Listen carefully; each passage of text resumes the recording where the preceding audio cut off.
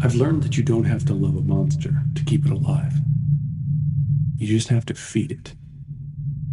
Kindness, a secret, a little hope. Some monsters live in the woods. Others live in the quiet places inside us, waiting to be noticed. And once you start feeding them, you become part of what they are.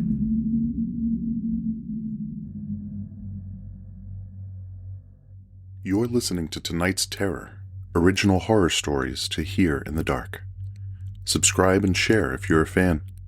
And now, tonight's story. Vexatious, the teacher at the front of the room said carefully. Vexatious, the class parroted dutifully. An adjective causing frustration or worry, the teacher finished. Mr. Dooley was known for his vocabulary quizzes. Teddy could feel another one coming soon. Of all the 7th grade teachers, Teddy had hoped to avoid Mr. Dooley. When the yellow envelope arrived in the middle of the summer, he knew his schedule was inside. He'd torn it open without reading the name or address, something his mother had corrected him on more than once. And just like he'd predicted, there it was in black type. Teddy Forrester, 7th grade, 2003 academic year. Mr. Dooley, room 201. The school year had begun unremarkably. The class seemed manageable, and Teddy even thought Mr. Dooley was funny, once in a while. By the end of September, however, it was clear that the vocabulary quizzes would be relentless, and the list of words were voluminous, a word Teddy had struggled to learn weeks before. Voluminous, Teddy thought, and now vexatious. There's no way I keep these straight for the quiz.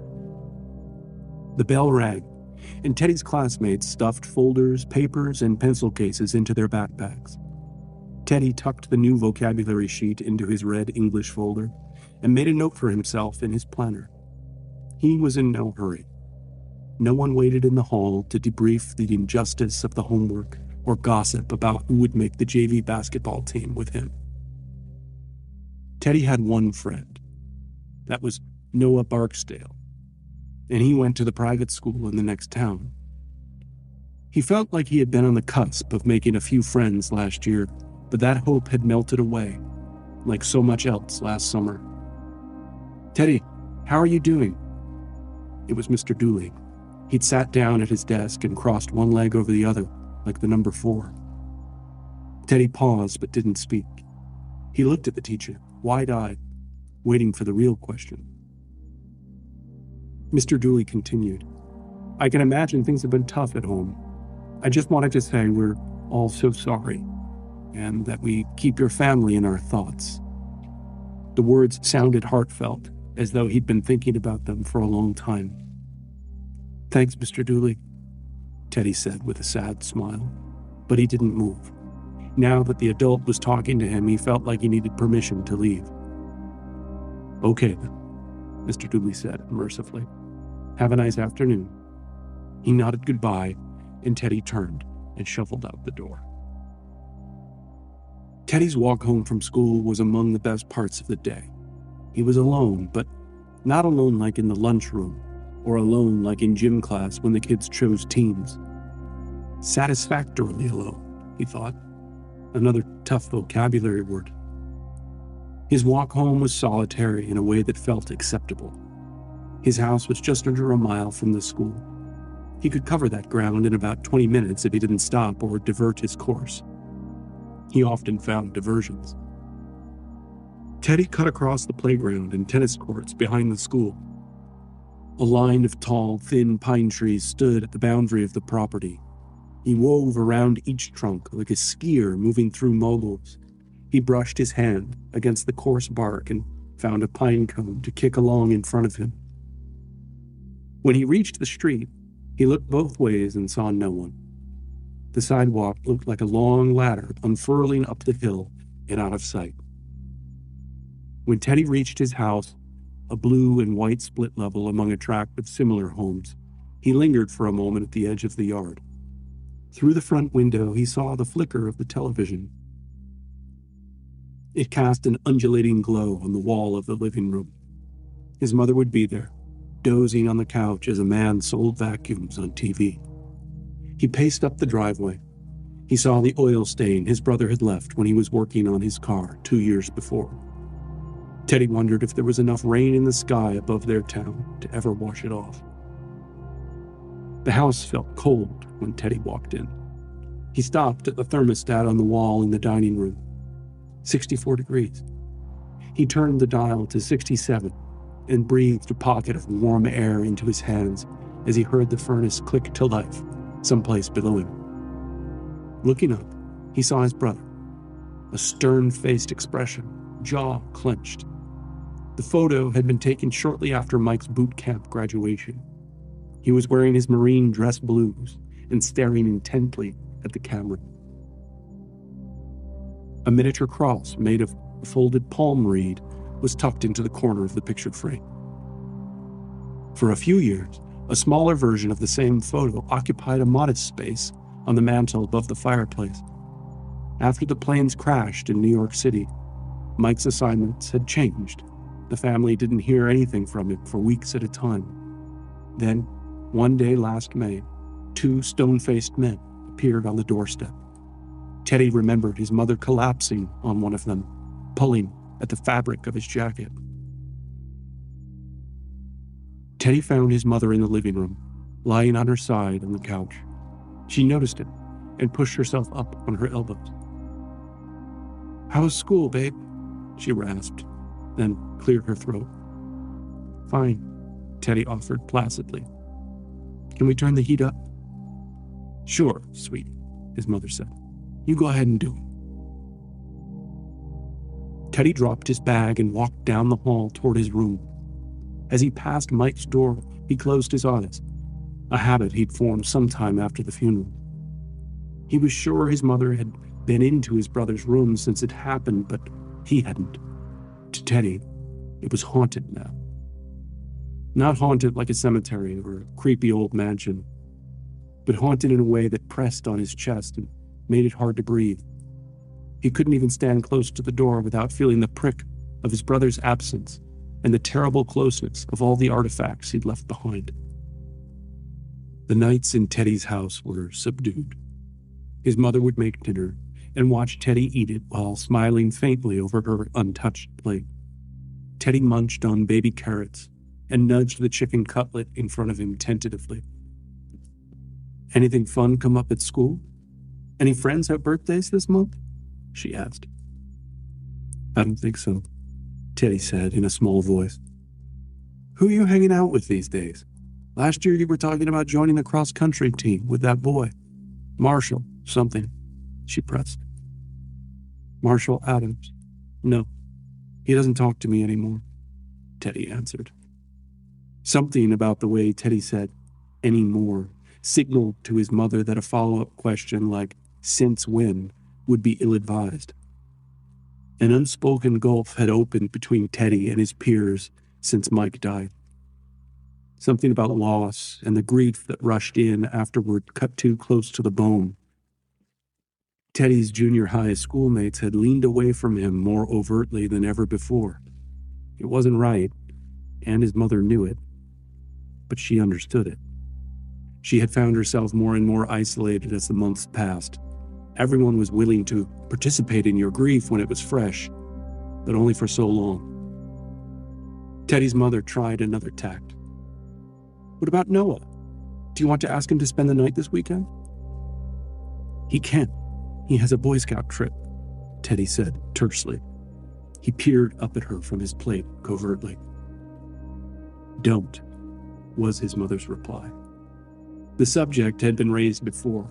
Teddy wasn't going to be joining the Boy Scouts. They'd argued about it for a month, and finally he understood. He'd heard his mother speaking to Noah's mother one afternoon after the two had seen a movie together. He and Noah had their faces pressed against the glass of the laser tag center next to the Cineplex. Teddy hadn't caught everything they spoke about, but one thing his mother said drifted to him. His ears had pricked up because her voice had begun trembling. The thing it did when she talked about Mike. "I just can't see him in the uniform. she'd said. The next day was Friday. Teddy sat alone in the cafeteria. He was pleased that he'd remembered his book. If he was reading, it was okay. Satisfactorily alone, he thought. A nerd, perhaps, but a socially palatable one. His worn edition of The Adventures of Sherlock Holmes was propped against a napkin dispenser. He hunkered down and read as the manic lunchroom buzzed around him. When the last bell of the day rang, Teddy gathered his things and set off across the schoolyard and tennis courts. The November sun was low, slanting in strips between the branches as Teddy reached the edge of the courts. The air had that Friday feeling, open and expected, but it only made his stomach sink. The weekend would stretch long and sedated. His mother would sleep late, drift through the house in her robe, and ask if he was going to do anything all day. He didn't want to go home yet. Instead of turning left toward his street, Teddy followed the chain-link fence that bordered the school field. The path there thinned into woods, a shallow patch that opened into a deeper tangle the farther you went. He and Noah used to come this way often, back when they were younger, when the woods felt bigger and full of things that might be discovered. They'd spend hours out there, daring each other to go deeper, finding half-buried bottles, rusted tools, and once, the barn. That was before Noah had started at the private school, and they'd stopped walking home together every day. The barn still stood where the trees parted, leaning to one side as though caught mid-fall. The boards were gray and splintered, the nails rusted to orange streaks. A square hole gaped near the roof, where a window had long since dropped out, and the remaining glass along the lower pane was clouded and fractured. The wide doors hung unevenly, one resting nearly against the ground. Moss had climbed the foundation stones, and an old tire leaned against the wall. Teddy slowed as he approached. The smell of wet wood and oil was the same. He'd expected it to feel like a time capsule, empty and unchanged. But near the entrance, a few things looked new. A fast food bag, half buried in the dirt, a crumpled water bottle, a sweatshirt streaked with mud. Someone had been here, recently. He stood near the doorway, his pulse quickening. Teddy suddenly felt as though he shouldn't be there. But another part of him wondered, if not here, then where? At least he was doing something different today. Even though he was most certainly trespassing, maybe he'd even tell his mom about it. Anything to fill the disappointed silence at the dinner table. A soft, scraping sound came from inside the dark barn. He took a step back and ventured a shaky, "Hello?" Nothing answered. Teddy assumed there was an animal living in the barn. He and Noah had never encountered anything here before, but back in those days they'd tramped through these woods and the barn itself almost every day. There might not have been anyone here in a year or more. An animal had almost certainly made its home in the barn. But then he heard it. A grunt. Someone clearing their throat. A man. Teddy turned and ran. Tearing through the woods, he felt his backpack snag on something and yank him back. He turned and saw the loop at the top caught on the broken end of a branch. He wrestled his way out of the shoulder straps. As he unhooked the bag from the tree, he looked back toward the barn. A man was standing in the doorway, framed by the darkness inside. He didn't have a shirt on. His pants were the same dark blue as the discarded sweatshirt Teddy had seen in the mud. The man was thin. His ribs protruded sharply. He didn't appear to see Teddy. From just inside the door, he pulled up some kind of cloth. It looked like the sheet his mother had put down when she'd painted the bathroom a few years ago. The man wrapped the cloth around himself and glanced up at the sky. Teddy thought he looked sad. In a moment, The man turned and disappeared into the barn. Teddy shouldered his bag and picked his way softly through the undergrowth. He moved quickly through the trees. His breath was shallow but steady. He kept his eyes forward, half expecting to hear footsteps behind him, though none came. The forest thinned sooner than he thought it would. Ahead, the trunks gave way to the pale stretch of the schoolyard, the empty tennis courts visible through the branches. He stopped there at the edge of the woods, one hand resting against the rough bark of a pine. His pulse slowed as he listened. Nothing but the faint hum of traffic and the metallic clatter of the flagpole in the wind. He started walking. The light had changed. The sun was lower than he'd realized. What had been gold an hour ago was now a pale gray. It would be dark soon. Every sound felt loud. The crunch of his shoes, the rustle of his backpack strap against his coat. He caught himself glancing behind him every few steps. Teddy was unnerved by the man in the barn, but also felt strongly that he'd done something wrong by going there. He took in the everyday sights of his walk home: backyards, fences, satellite dishes, above-ground pools, their covers blanketed in fallen leaves. Cars moved past on the road as he walked. Somewhere a dog barked. It should have felt like a relief, but it didn't. He told himself the man was just a drifter, maybe someone looking for shelter. There was nothing strange about that.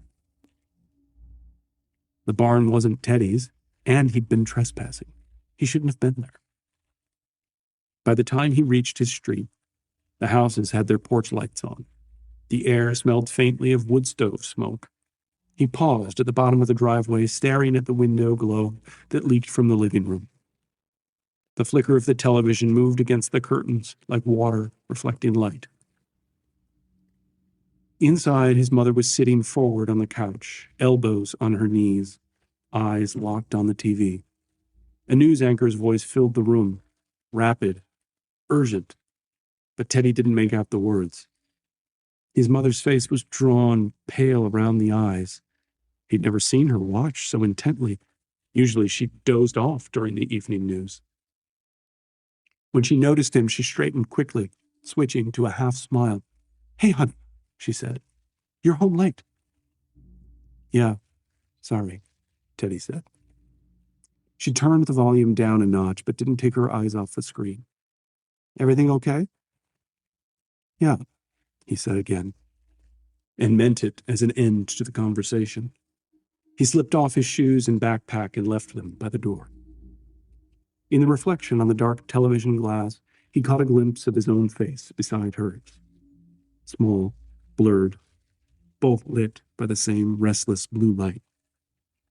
"I'm fine," he added. But his mother didn't seem to hear him. Her eyes stayed on the screen, lips parted. Teddy stood there a moment longer, then turned down the hallway toward his room. He shut the door and sat on his bed without turning on the light. His heartbeat still felt uneven, as though he hadn't stopped running. His room was dim and quiet. From down the hall came the muffled drone of the television. He didn't think much about what she'd been watching. He didn't think about the barn either, not directly. But that night when he closed his eyes, he saw the man again, standing in the doorway, his ribs shining like pale cords in the dark. The man hadn't looked angry or wild, just lost. Teddy recognized the expression. It was loneliness, the same look he sometimes wore when he thought no one was watching. Teddy woke before the furnace came on. The house was dim and cold. For a while, he just lay still, listening to the pipes tick behind the walls. His mother's door was still closed. Down the hall, the television murmured softly, the same voice that had filled the room the night before. Teddy never asked why she left it on all the time. Part of him knew. He looked toward his backpack on the chair. The thought had been with him all night, growing clearer each time he woke and turned over. The man hadn't looked dangerous, only thin, sad, and shivering as he stood on the barn's dirt floor. He wondered when the man had eaten last. Teddy went to the kitchen and stood in front of the refrigerator. A carton of milk, leftover chicken, apples, a half loaf of bread. He packed the bread, an apple, some granola bars, into a paper bag. Then he hesitated, staring at the pantry shelf where his mother kept canned soup. He added one to the bag, and then a spoon. He looked out the window. Outside, the wind was stirring leaves into miniature cyclones. The sky was a pale gray. At the bottom of the stairs, he stopped. The door to his brother's room was closed, same as always. Teddy touched the doorknob, expecting it to be locked, though it never had been. It turned easily in his hand. Smell met him first. Faint dust and detergent. A lingering trace of cologne. The bed was neatly made, the corners tucked sharp. He thought of how Mike had told him about the precision required at boot camp. Teddy glanced around as if he'd never seen the room before. It was pristine, far cleaner than it had been in all the years his brother lived in it. His mother must have come in sometimes, though he'd never seen her do it. A stack of folded clothes sat on the dresser. Teddy stood there a long time before crossing to them. He chose a sweater, gray, thick knit, and soft from wear, and a pair of jeans from the top of the stack. Teddy pushed his face into the sweater and inhaled. His breath caught in his chest, and he stifled a sob. He looked toward the framed photograph on the desk. Mike in uniform, smiling broadly, not so serious as the photo in the hall. Teddy half expected his brother to speak, to ask what he was doing. "You would do the same," he whispered to the empty room. He rolled the clothes up tightly and placed them in his backpack next to the food. Before leaving, he glanced around the room once more. The books lined on the shelf, the neat rows of trophies. Then he stepped out and closed the door behind him.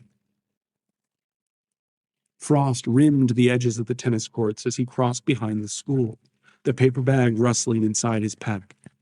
The day was bright, but the air was biting with a suggestion of snow.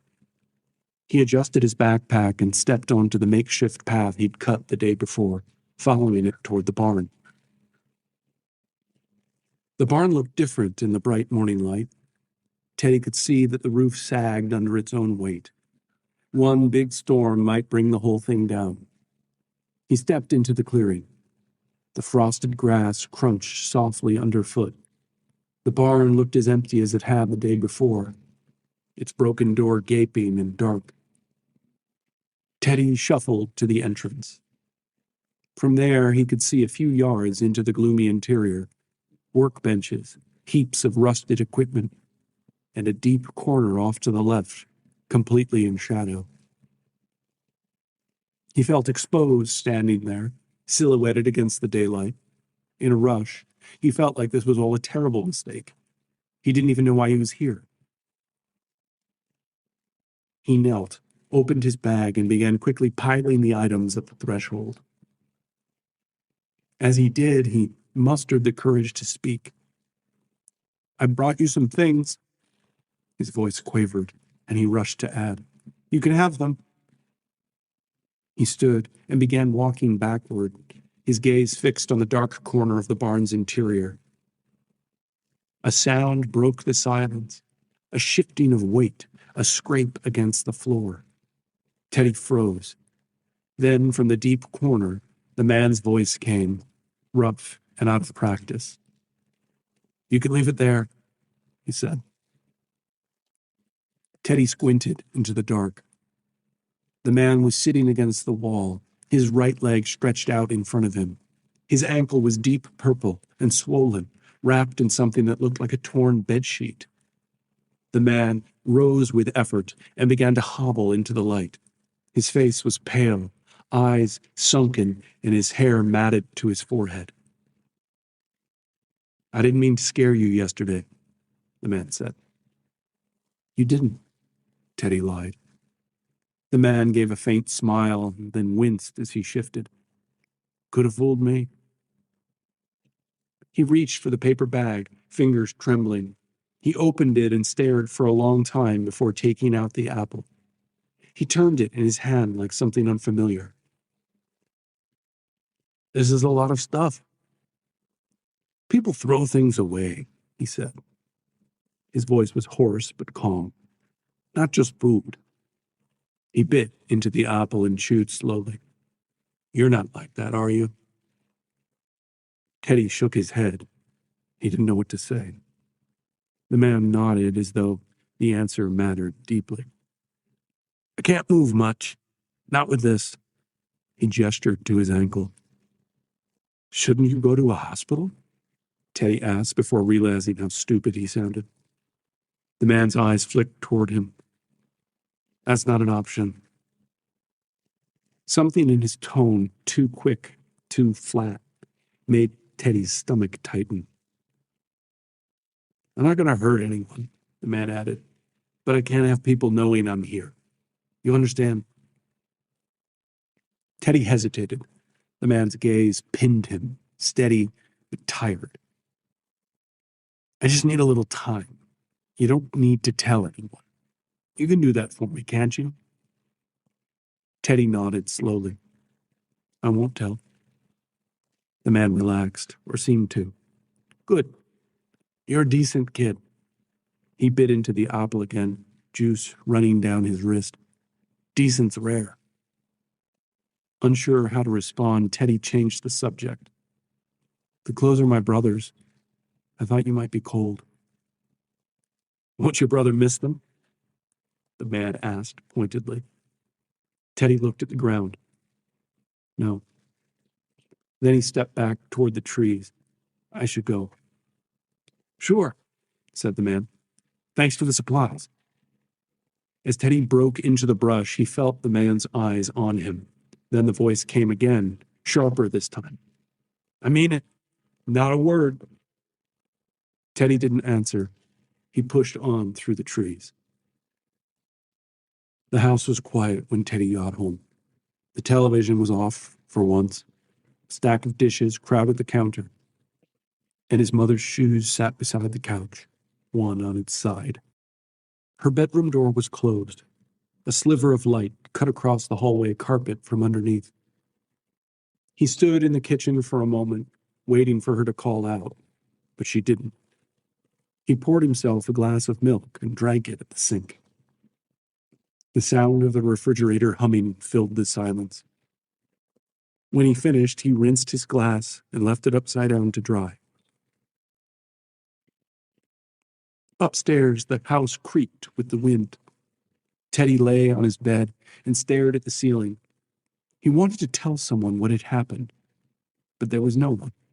Noah was busy with the Boy Scouts and all the homework that private school assigned. His mother was sleeping more often now. He would keep the secret, like he'd promised. In a way, it felt good. It was like a second heartbeat that he could carry everywhere and never be quite so alone. 2 days later, he sat at his desk in Mr. Dooley's classroom. Okay, this one is an adjective, Mr. Dooley said, writing in block letters on the board, causing frustration or worry. A few students answered, vexatious, their voices rising and falling together like a tired chant. Teddy mouthed the word without a sound. He'd already memorized it. Across the room, chairs scraped and notebooks fluttered. Someone whispered and someone laughed. Teddy felt their glances pass over him the way wind moves through grass, here and then gone. There was a moment last spring when it seemed he'd been invited in. A few boys had talked to him about joining the cross-country team. Then, his brother was dead, and Teddy's life became a parade of mourning. Now he'd been gone too long from their orbit, and there was no way back in. Mr. Dooley was talking about context, about how vexatious could describe a teacher's patience or a student's habit. Teddy wondered if it was him, if he was vexatious to everyone, to his mother, to Noah, to the whole world. When the bell rang, he stayed behind long enough to let the crowd thin, then slipped out into the cold air. Without knowing why, he went to the barn. The woods were dark that afternoon. Clouds pressed low overhead. He found the path easily, his own feet matting the way with each trip. The barn stood just as he'd left it, crooked, quiet, waiting. The man was awake when he arrived, sitting against the back wall, his injured leg stretched in front of him. He'd put on the jeans and sweater. They hung loose on him, the sleeves a bit too long. "You're back," the man said. "I just wanted to make sure you were okay." "I'm still here," the man said. "That's something." Teddy lingered a few feet away. "Could I ask you something?" "Sure." "Why are you here?" The man's eyes flicked toward the trees and then back. "That's a long story," he said. "Mostly a misunderstanding." "What kind of misunderstanding?" The man smiled faintly. "The kind where someone says you did something you didn't do." He looked down, rubbing his hands together. "You ever have people talk about you like they already know the truth?" Teddy shrugged. "I guess. Probably." "It's like that," the man said. "You'll learn that people don't really see you. They just see what they want." Teddy nodded, though he didn't fully understand. The man studied him for a moment. "You don't have many friends, do you?" Teddy blinked, caught off guard. "Not really." "It's not always a bad thing. People can be cruel when they get bored. I used to think being alone was the worst thing in the world. Now I'm not so sure." Teddy didn't know how to answer. He glanced down at the brown, matted grass. The man smiled again, small and knowing. "You get it," he said softly. "You're different. That's not a curse, no matter what they tell you." He was tossing a rusty can back and forth from hand to hand. Teddy shifted his backpack higher on his shoulder. "I should go." "If you come again," the man said, "you think you can bring me a knife? Some of the food you brought would be easier to eat if I had one. I could punch open the can of soup, too." He was still smiling, but as he spoke, his hands closed around the empty can, thumb tracing the sharp edge. Teddy could see a bright bead of red form on the man's thumb. "Feels wrong not to have one," he added. "Okay," Teddy said. When he looked back, the man was already staring into the dark of the barn. The next few days blurred together. Teddy went to school, came home, finished his homework. His mother asked if he'd eaten. Then he fell asleep in front of the TV. Each night he thought of the barn, the man's voice, the way he'd traced the sharp edge of the can. On Thursday, he opened the top drawer of his brother's desk. The pocket knife was there, folded neatly beside an old compass and a stack of photos from high school. Teddy held it in his palm for a long time, feeling its weight. That afternoon, he walked to the woods without thinking much about the decision. When he reached the clearing, the barn looked the same, but somehow the air was quieter. He didn't call out. He crouched near the door and set the knife on the ground, the red handle catching a bit of light. He laid his bagged lunch, the one he'd abstained from eating that day, beside the knife. He'll use it to open the soup, Teddy had told himself all afternoon. Then he stepped back, listening for movement inside. Nothing. Teddy turned and started toward the path. Part of him hoped the man was gone. Part of him worried he'd never see him again. It was that night that he finally saw Noah again. It felt like a choreographed meeting, perhaps at his own mother's urging. Noah and his mother arrived for an early dinner. The boys played GameCube on TV while their mothers murmured in the kitchen. They seemed worried about something. As he often did, Teddy assumed it was him. All the adults had been on edge lately, though. Even Mr. Dooley had been less jovial. Teddy felt like he had nothing to say to Noah. The silence between them grew. He could already feel the friendship dimming. The next time Noah's mother was invited for dinner, Noah would tell her he didn't want to come. "There's a man in the barn," Teddy blurted. The loading screen on the GameCube ended and the next level began. Noah hit pause. "What barn?" Noah asked. "Our barn.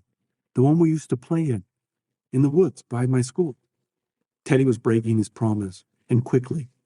He couldn't stop himself. It felt like if he didn't say something, anything, to keep Noah interested, their friendship would wither and die before Christmas. "Bull crap," Noah said, unpausing the game. "I'm serious," Teddy pressed. "He's got a hurt ankle. I bring him food. He'd starve otherwise." "No way. I don't believe you," Noah said. "Meet me tomorrow after school. I'll show you. By the tennis courts. Meet me there at 3. "Fine," Noah said. "I have a half day tomorrow. I'll be there, but I already know this is a trick. I don't want to play out there anymore. We're not 10 anymore." "Me either. I'm not trying to make you. You can meet him. It's kind of weird, but I like him." "You're the weird one," Noah said with a smirk. When the bell rang at 2:30 the next day, Teddy felt a strange mix of excitement and dread. He was thrilled at the idea of proving to Noah that there was something interesting in the woods, in his life. At the same time, he worried about how the man would react when he learned Teddy had broken his promise. There was something charming about the man that made Teddy feel important and seen. There was also something sinister about him, the edge in his voice, the shadowy explanations for his bizarre presence in the woods, the busted ankle he seemed uninterested in fixing. For once, Teddy was among his classmates in the mad shuffle to pack their things and squeeze through the door like cattle in a chute. He was nearly in the hall when he heard his name. "Teddy." It was Mr. Dooley's voice. His teacher stood beside the big wooden desk at the front of the room. He beckoned Teddy back. Mr. Dooley wore a smile that Teddy didn't recognize from any language arts lesson or bad joke about a vocabulary word. He was smiling but sad at the same time. "Let's sit," Mr. Dooley said, pulling 3 desks into a semicircle. As his teacher awkwardly forced himself into the child-sized chair, Teddy looked at the 3rd, empty desk. Mr. Dooley caught his eye. "Mrs. Riggins is joining us." Teddy furrowed his brow in confusion. Mrs. Riggins was the school guidance counselor. A few times he'd heard people call her a psychologist, but he didn't know what that word meant. The two sat in silence for a few moments until Mr. Dooley asked him if he was excited for it to snow. Teddy nodded. The door closed behind him. Mrs. Riggins' pale blue dress sailed by in a blur as she approached. She mumbled an apology for making them wait, and slipped into the empty desk chair more gracefully than Mr. Dooley had. Her smile looked more natural than Mr. Dooley's, Teddy thought. "Teddy," she began, "we wanted to talk to you about how you think 7th grade is going." Teddy swallowed. He wondered if he was in trouble. As if reading his mind, Mr. Dooley cut in. "You're not in trouble, Teddy." Teddy relaxed and looked up at the clock. It was 2:40. "We've noticed that you spend a lot of time alone, Teddy," Mrs. Riggins said. Her voice made the sentence sound like a question and a statement at the same time. He remained silent. "It's okay to spend time on your own," she continued, "but we want to know that you have people you can connect with." Teddy looked at Mr. Dooley. He offered a pitying, tight-lipped smile. "Do you have friends outside of school?" Mrs. Riggins asked. "Yes, one," Teddy replied. He was getting irritated with the conversation. Vexatious, he thought, looking at the clock again. He knew Noah would be arriving at the tennis courts any minute now. If he wasn't there, Noah would think he'd been right, that Teddy had made it all up. Here he sat, having a conversation about how he didn't have enough friends, while he might be losing the only one he did have. Mrs. Riggins was still talking, but Teddy had stopped listening. "Does that make sense, Teddy?" she was saying. "We just don't want you on your own so often. It's not safe right now." That caught his attention. "What's not safe?" he asked, suddenly alert. Mr. Dooley cut in. "Well, maybe you've heard. I imagine your mom has mentioned it, or maybe you've seen it on the news." Teddy pictured his mother, her eyes locked on the evening news. Somewhere in the back of his mind, a red light began flashing. His mouth went dry. Mr. Dooley was still talking. "The man, the one the police are trying to find, he's a bad man." He exchanged a pregnant glance with Mrs. Riggins before appearing to make up his mind about something. "Teddy," he said, sighing, "the man they're looking for has hurt people. Hurt kids." Teddy felt the floor sliding out from under him. Suddenly, the lonely cafeteria, the cross-country team, his mother's terrible silence, all seemed minute and far away. "So," Mrs. Riggins rejoined, "you can understand why we think it would be great if you began buddying up with the other kids." "And we can help," Mr. Dooley added brightly. Teddy could barely hear them. He felt sick. The room was unbearably hot. His mind raced.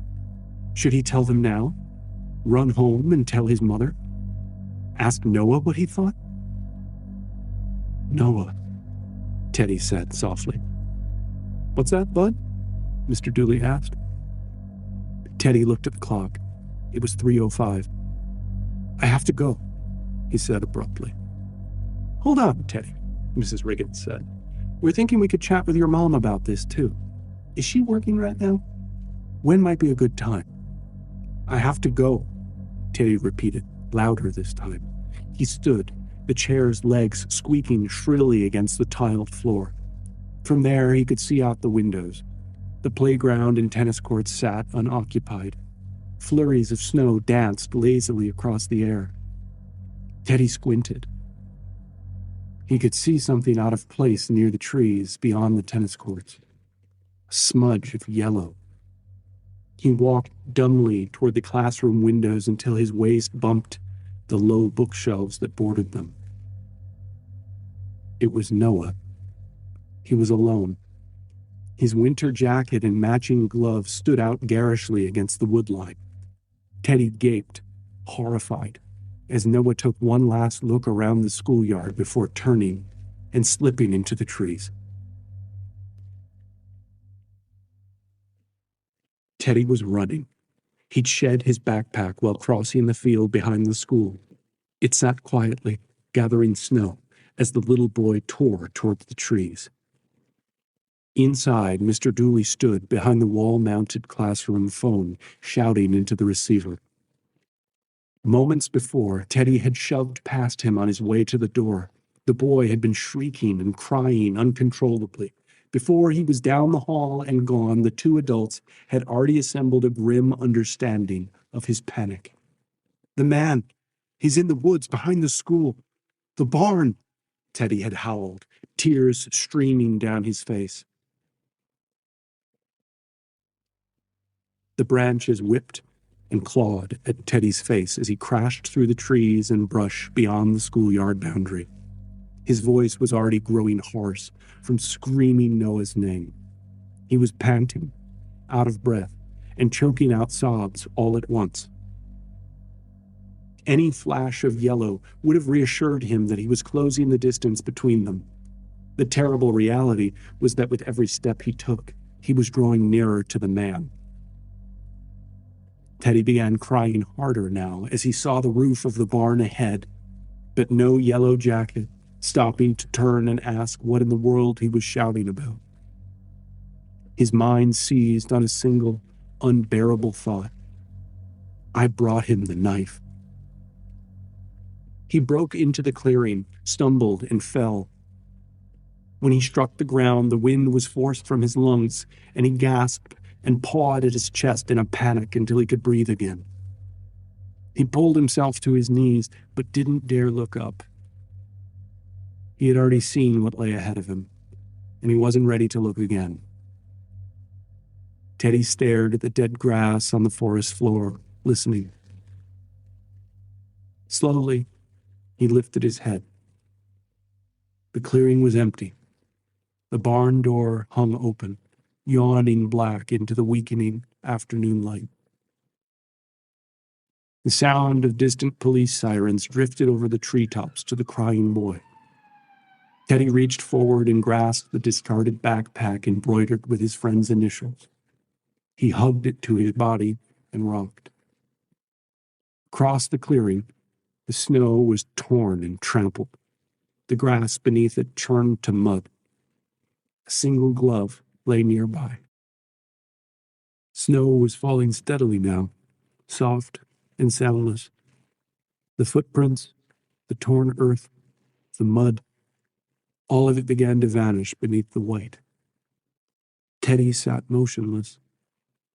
He felt no fear of the man anymore. He knew he was alone.